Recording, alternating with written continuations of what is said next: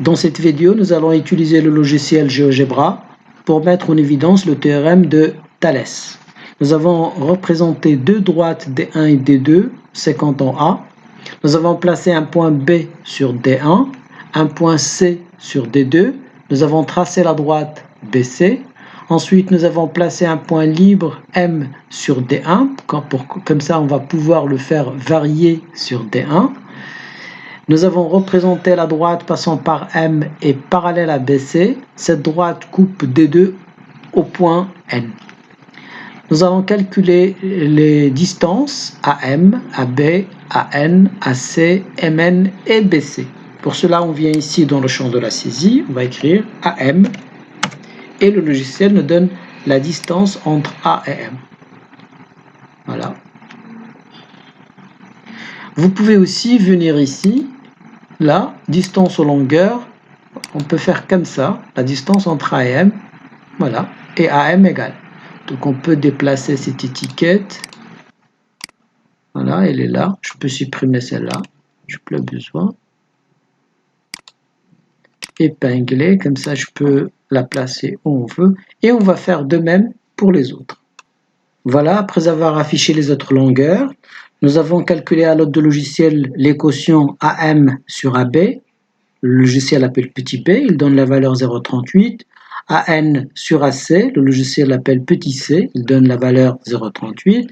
MN sur BC, il donne la valeur petit d, c'est 0,38. Vous remarquez que il donne exactement la même valeur. C'est-à-dire que AM sur AB est égal à AN sur AC est égal à MN sur BC.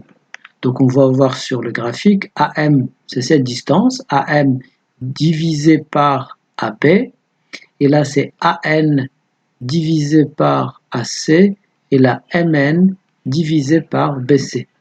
Nous allons voir est-ce que cette remarque est valable que pour ces positions de ces points, cette position particulière de ces points, ou bien il est valable pour n'importe quelle autre position.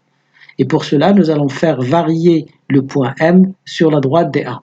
On vient ici, déplacer, et nous allons faire varier le point M. On va le déplacer sur la droite D1. Et vous voyez que les quotients changent, mais on obtient toujours la même valeur pour les trois quotients, 1,2, 1,2, 1,2.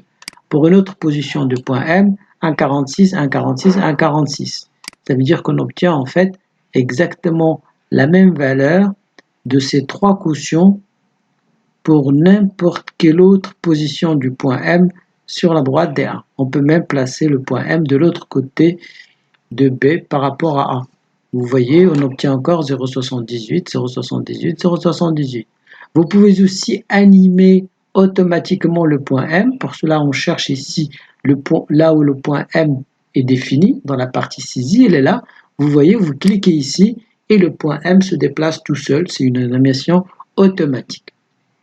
Et vous remarquez que pour chaque position du point M, les trois quotients, vous remarquez que les trois quotients sont égaux, même si c'est un peu rapide. Vous pouvez, pour stopper le déplacement du point M, vous pouvez cliquer à n'importe quel moment ici et le point M s'arrête sur la droite D1. Voilà, vous avez cette position. On obtient encore 0,52, 0,52, 0,52. On peut donc conclure que, étant donné deux droites séquentes en un point A, les points alignés M, A, B sont alignés sur D1, les points N, A, C qui sont alignés sur D2, les droites MN et BC sont parallèles.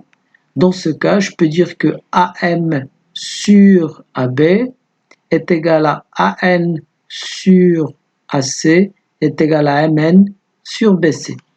Vous pouvez aussi commencer, au lieu de faire AM sur AB, on peut faire AB sur AM, c'est juste l'inverse. Si je passe à l'inverse, AB sur AM, AC sur AN et BC sur MN. Donc AB sur AM est égal à AC sur AN égal à BC sur MN.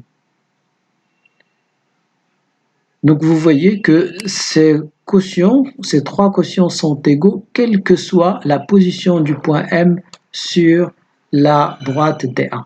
Donc il suffit que les droites MN et BC soient parallèles, que les points AM et B soient alignés, ainsi que les points A, N et C.